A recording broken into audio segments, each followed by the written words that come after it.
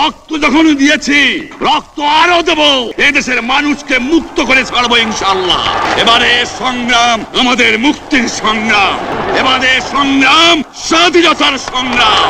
এবারের সংগ্রাম আমাদের মুক্তির সংগ্রাম, এবারের সংগ্রাম স্বাধীনতার সংগ্রাম। 1971 সালের 7 মার্চ তৎকালীন রেসকোর্স ময়দানে বঙ্গবন্ধু শেখ মুজিবুর রহমানের ঐতিহাসিক সেদিনের ভাষণ বাঙালি জাতিকে স্বাধীনতার চূড়ান্ত লড়াইয়ের জন্য প্রস্তুত করে। লাখো মানুষের উপস্থিতিতে দেওয়া সেই ভাষণ নিরস্ত্র বাঙালিকে পরিণত করেছিল সশস্ত্র ও ঐক্যবদ্ধ জাতিতে।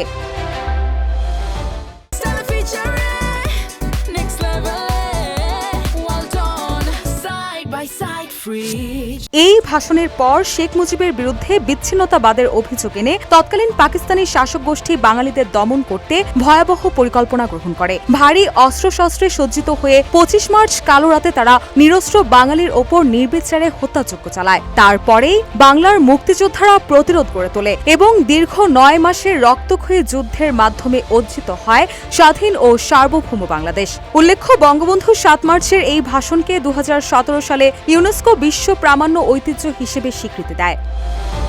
রুশা সুর, নিউজ ডেস্ক, ইত্তেফাক।